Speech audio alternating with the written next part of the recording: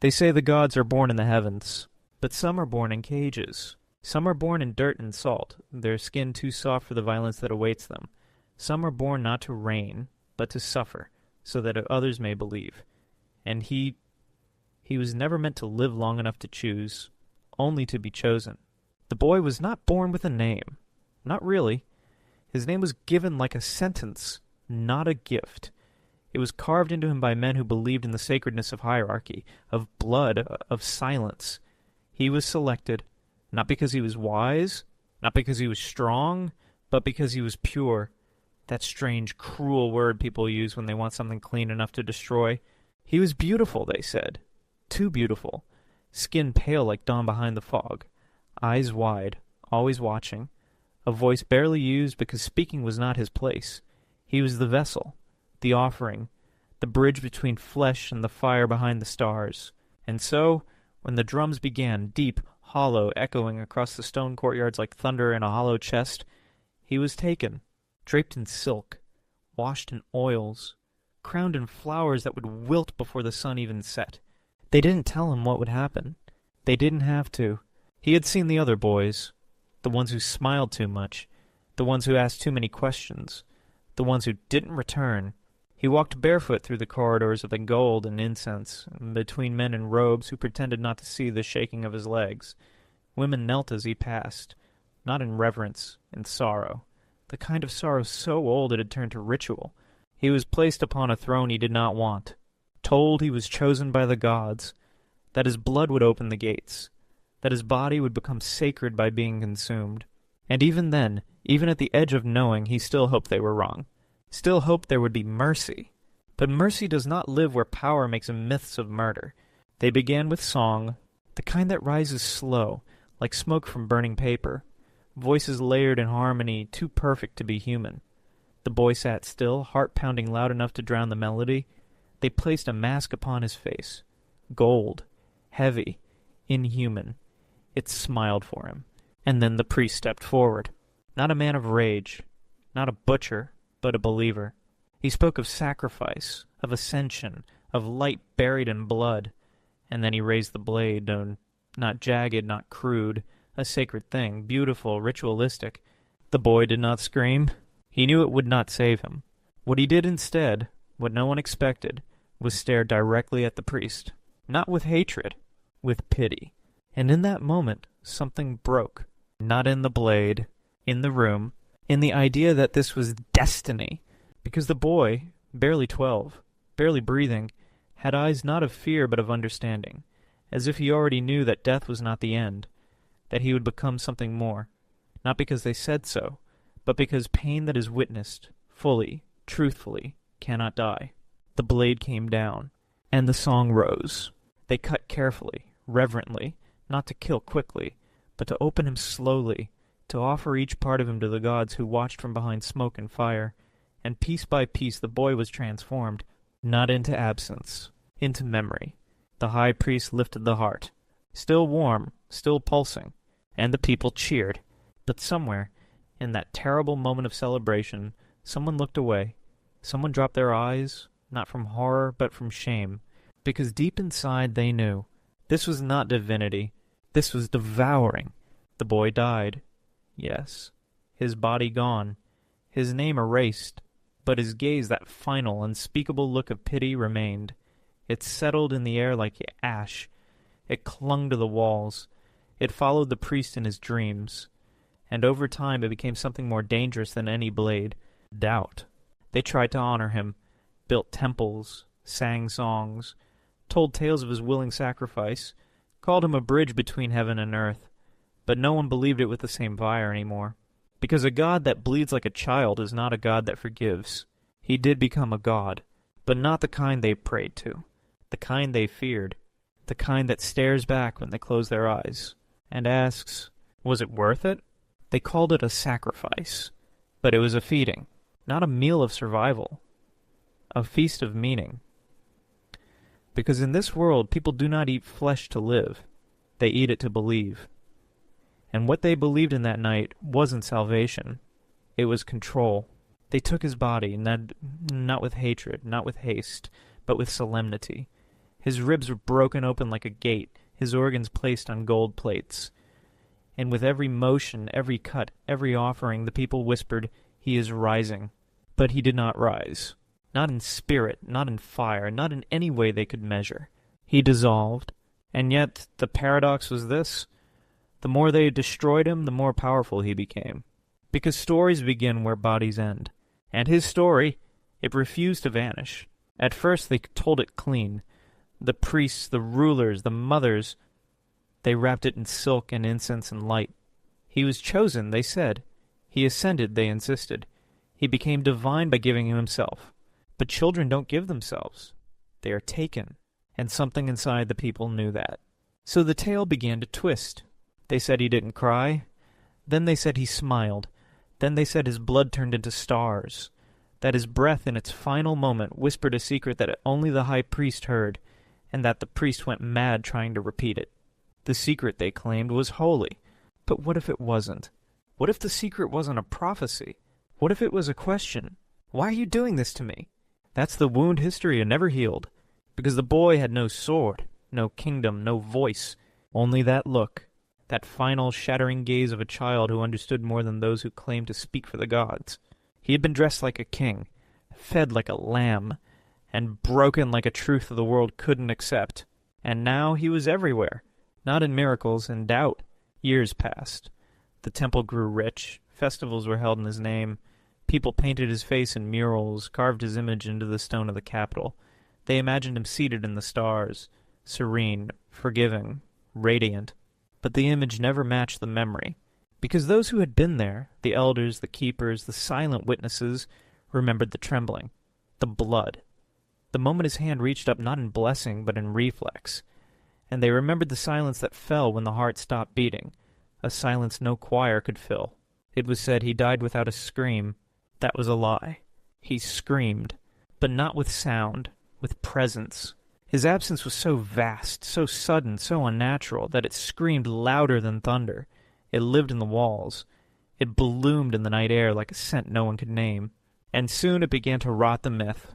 At first the rot was slow, a mist ritual, a forgotten night in a sacred hymn, a priest who could no longer speak his name without swallowing twice. Then came the cracks. A woman refused to bow at his statue. A child asked why the god had been a boy and not a man. A foreigner arrived and said, "You eat your gods here?" and laughed. Laughed. That laugh, it echoed like heresy. But more dangerous than heresy is recognition. Because beneath the laughter was the unspoken truth. They didn't make him a god. They made him a ghost. And the people felt it. At night in dreams they saw him, not older, not changed. The same boy, always standing still at the edge of their visions, not smiling, not accusing, just there, watching. And watching is worse than haunting. Because when something haunts you, it wants something. But when it watches you, it waits for you to realize what you've done. The high priest began to lose his voice. Not all at once, word by word. He tried to give sermons, but the words dried in his throat. He tried to chant to the ancient prayers, but they turned to ash on his tongue.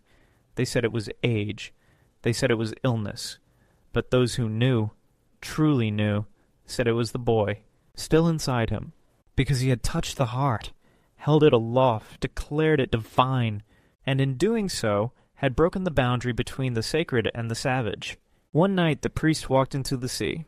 He did not return, and they built no statue, because no statue can explain what it means to speak for a god, only to realize the god never asked you to speak. The temple tried to contain the damage. They revised the scriptures, softened the edges, made the boy a symbol, a star, a metaphor. But symbols don't stare. Stars don't bleed, and metaphors don't leave you waking in sweat, whispering apologies to no one. He was not metaphor. He was real, and that was the problem. Because when the divine is real, it doesn't ask for worship. It demands justice. And justice in this world is not built on gold or incense. It's built on memory. And the memory of the boy, naked, trembling, crowned against his will, became sharper with each passing generation. They tried to forget. They held festivals with louder drums, brighter lights, bigger lies. But he was still there, at the edge of the crowd, in the shadow of the temple walls, in the moment just before the knife is drawn. And the whisper remained, What if this wasn't godhood? What if this was murder with better lighting? And in that question, a new faith began to grow, quiet, hidden, among the mothers, among the children, among those who knew what it meant to be chosen, not because you were strong, but because you couldn't fight back. The boy had no army, but now he had witnesses. And that, more than gold, more than ritual, more than legacy, made him divine. Not in the way they meant, in the way they feared. The image of him remained, impossibly young, impossibly still, a boy not growing, not fading, but fixated in eternal submission. His painted eyes stared from temple walls, from coins, from offerings carved in ivory and bone. They said he was radiant. They said he forgave. They said he asked for nothing. But nothing is a lie, because nothing always asks for something. And what he asked for now, centuries after his body had been consumed, was reckoning. No one dared admit it aloud, but even the priests had changed. They walked more slowly past his altar. Their prayers, once thunder, became careful arrangements of breath and fear. They feared saying the wrong thing, or perhaps finally the right thing. Because there were rumors now, whispers, pilgrims who approached the statue and returned blind, a high priestess who collapsed during ritual with the boy's name frozen on her tongue, and then the dreams. All in the dreams. He was never cruel in them, just present, in a room with no walls, in a mirror that reflected nothing but his stare, in a forest where he knelt before you, not in prayer but in wait. He did not speak. He didn't have to. His very being was a question. What did you make of me? What do you worship, my light or your darkness? There was a temple keeper once, old and devoted. She cleaned his image daily, rubbed oil into the stone, changed the flowers at his feet. She had served the temple for 60 years, but one morning she was found in her chamber, eyes open, mouth smiling, hands clutched over her heart. On the wall above her bed, a single line was scratched in soot. He doesn't want this anymore. The council declared it heresy. They wiped the wall, repainted the ceiling, buried her without rite. But something had changed. Children began to flinch at the temple bells. Women started covering their children's ears during prayer. Farmers stopped planting on the holy calendar days. And the merchants, those who once sold carved statues of the boy's peaceful face, began quietly replacing them with animals, birds, even blank discs of clay. The silence was no longer sacred. It was loud.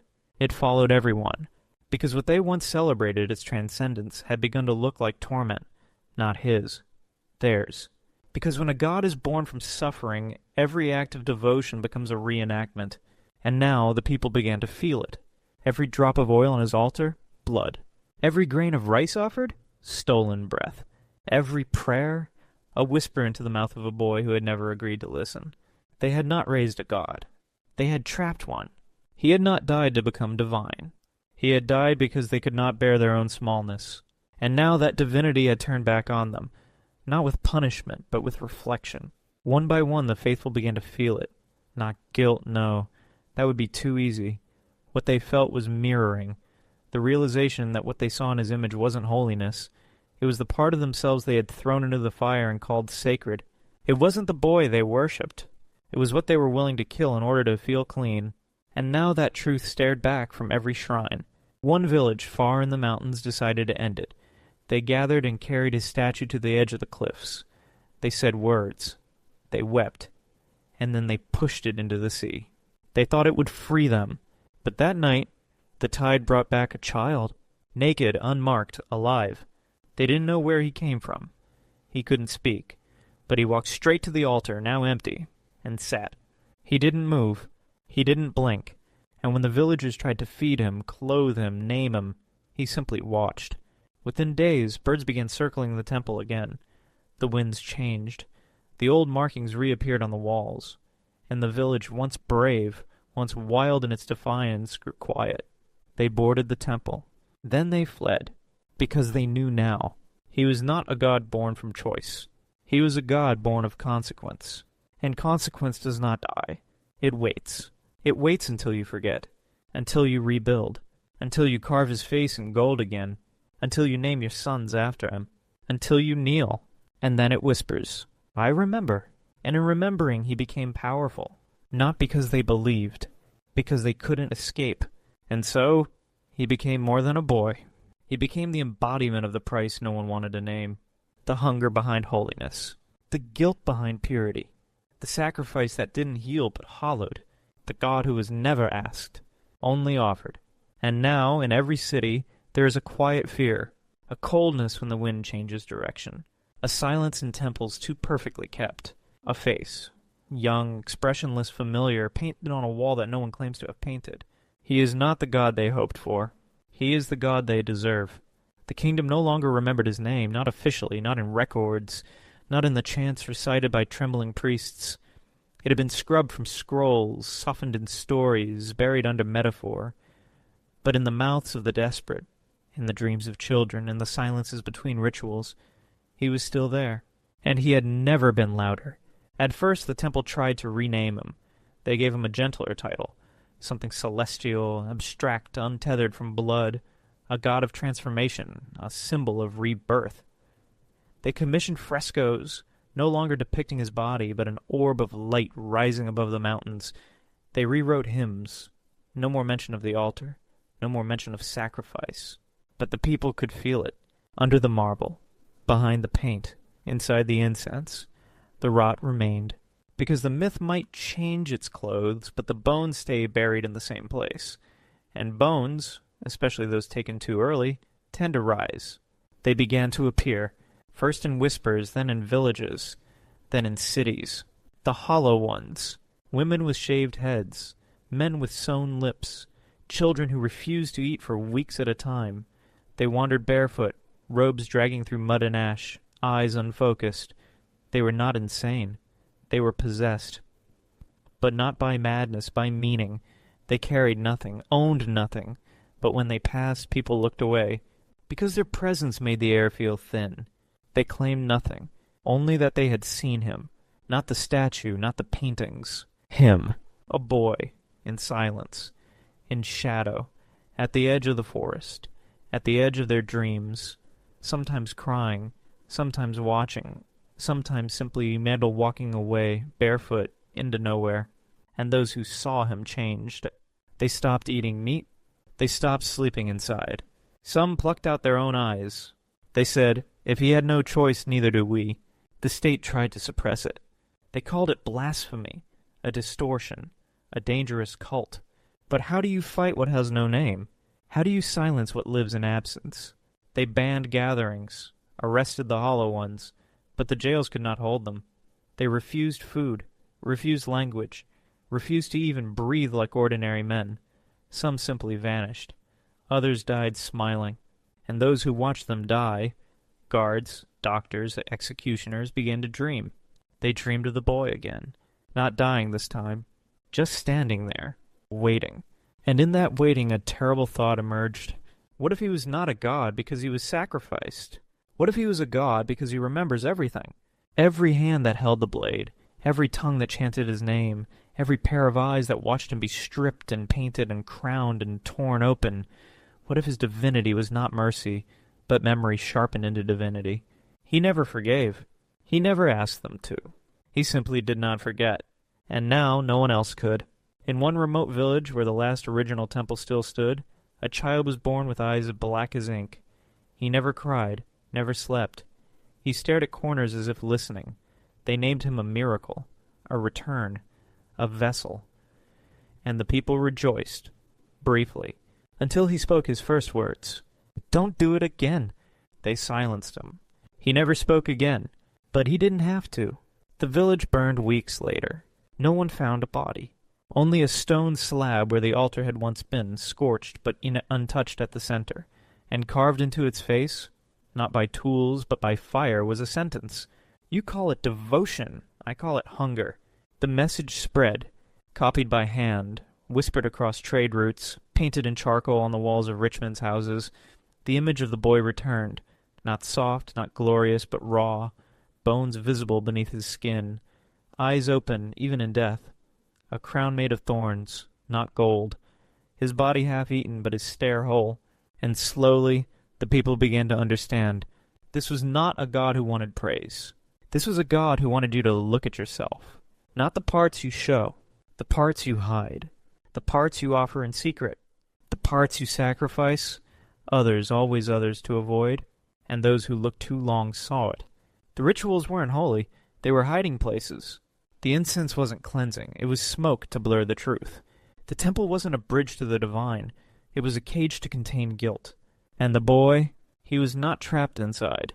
He was what remained after the trap was set.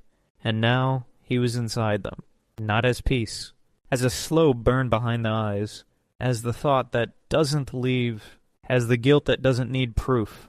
Because if you believe in a God that requires blood, eventually you'll give yours. And the boy, he waits for that moment, not to save you, but to watch, to see whether you will become what he was, or what he was meant to stop. Because the question is no longer who killed him, it's who keeps killing him.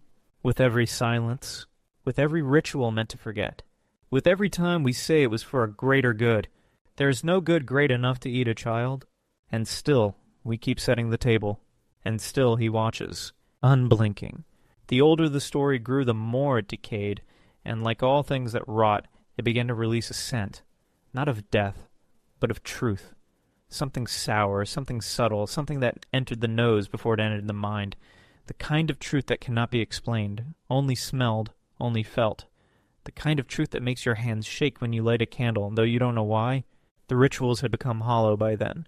The temple still stood, still beautiful, still surrounded by courtyards and mirrors and shallow pools reflecting the sky like polished glass. But beneath that beauty, something had shifted. The prayers no longer reached the ceiling. The music no longer echoed. The silence no longer soothed. Because every sound was layered now. Everything meant something else. A priest lighting incense meant, I'm afraid. A girl in white robes meant, we still haven't learned. A sacrifice, no longer literal but symbolic, meant we've become more elegant at pretending. But the boy, he never changed. He remained. In paintings and statues and songs that tried to soften him, tried to frame him as willing, holy, calm. But he had never been calm, only still. And stillness, when forced, is a kind of scream. One so loud it makes silence feel safe by comparison. The hollow ones had retreated and underground by this point, driven out of cities, labeled heretics, madmen, apostates, but even as the state hunted them, their numbers grew. Not because of doctrine, not because of prophecy, but because the story refused to be buried. Every time the temple tried to erase him, the erasure itself became a message.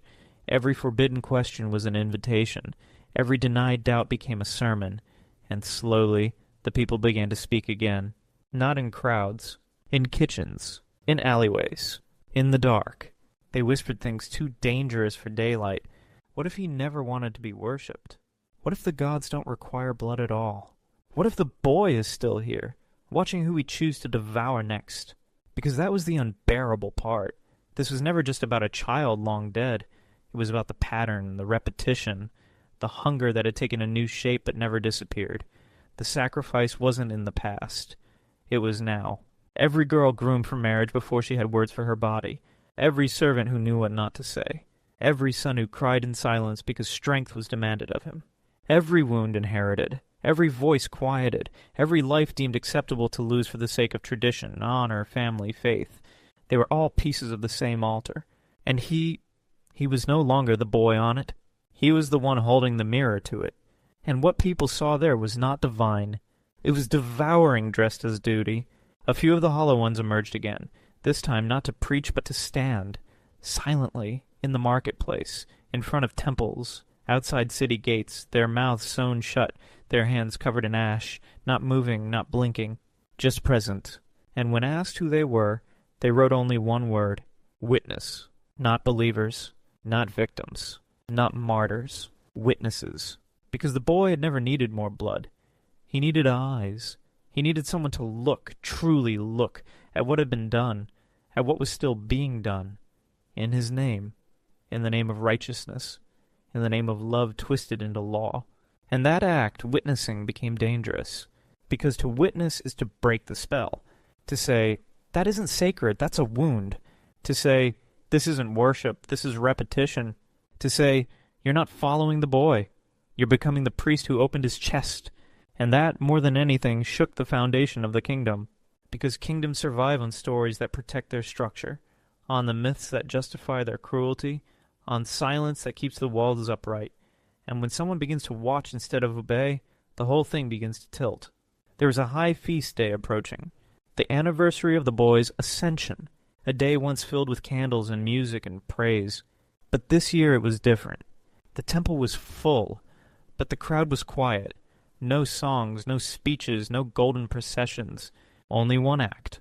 A woman walked slowly down the aisle holding something in her arms, wrapped in linen, small, tender. The crowd stiffened. The guards didn't stop her. She approached the altar. The high priest opened his mouth, but no words came. The woman set the bundle down and unwrapped it. Inside was a mirror, simple, round, cracked. She turned it upward, so it faced the ceiling, the gods, the dome of painted light. Then she turned and walked away. No words, no explanation, but everyone understood.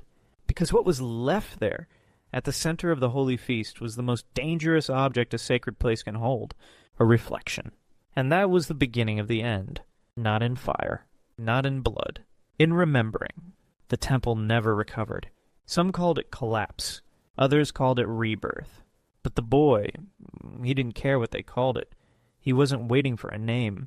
He had always been waiting for them to stop feeding the myth and start facing the mirror. And that mirror was still there, on the altar, on every street, inside every one of them, waiting to be seen. He was never meant to be remembered. That was the mistake. He was meant to be consumed, ritually, symbolically, and finally completely. His bones broken, his name erased, his story polished into something soft enough to be repeated without discomfort. That was the plan. But there is something about a child's death, especially one wrapped in irreverence, that history cannot bury. Not truly. It festers beneath the foundations. It speaks through cracks in the walls. It waits. And when it returns, it doesn't ask to be understood. It demands to be seen. In the end, it wasn't a war that ended the worship. It wasn't a rebellion or a fire or the collapse of the temple stones. It was a whisper, a slow, inevitable erosion of belief. Not from rage, from recognition. People no longer feared the boy. They feared what they saw in him, because he had stopped being a god a long time ago. He had become a question. And questions, especially the kind that sit at the center of you humming like a wound, cannot be sanctified. They cannot be buried in gold. They can only be answered, or endured. So when the temple finally fell, not by destruction, but by a neglect, no one mourned, not out loud, not in daylight, but in the quiet corners of the world, where the hollow ones still wandered, where mirrors were still covered, where prayers were whispered not to him but for him, a new ritual began. Not of worship, of reckoning. Children were told the real story, not the clean one, the cruel one, the human one, the version where a boy was taken, dressed in laces, and offered as a bridge to the divine, when in truth he had only ever been a mirror for the world's most shameful hunger, the desire to make something sacred by destroying it. And now, centuries later, people finally spoke the words that had gone unsaid. He didn't die for us. We killed him for ourselves. And that confession did something sacred. It let him go, not forgotten, freed. Because to be remembered as a god is still a prison, still a story, still a symbol. But to be remembered as a boy, a real boy, with breath and fear and blood and the terror of knowing what's coming and the inability to stop it, that is the beginning of truth. And truth, no matter how late, is the beginning of healing. So the final altar was not a temple. It was not made of stone.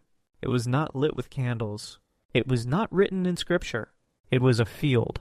An open field where once there had been fire and drums and ritual. Now there was only sky. And in the center of that sky, a single tree grew, tall, quiet, full of birds and wind, and the scent of something wild. No statues, no names, just the earth reclaiming what had once been stolen. People came now and then, some to cry, some to sit, some to say nothing at all. But none of them brought offerings. They brought only presents. Because if the boy had taught them anything, it was this. The divine does not ask for blood. It asks for honesty. It asks for witness. It asks to not be rewritten. And when the last of the hollow ones passed away, it was said she smiled, not because she believed in salvation, but because she had seen the truth survive the lie. She had lived long enough to know the difference. And in her final breath, she whispered the only prayer that had ever mattered. No more altars. No more crowns. Just eyes wide open and hands that do no harm. That was the end of the cult. That was the beginning of the myth dissolving into memory. And in that memory the boy lived, not as a god, as the part of all of us that wants to be seen without being devoured, that wants to be chosen without being used, that wants to be sacred without being sacrificed. He was never the bridge to heaven. He was the gate we burned to avoid walking through ourselves.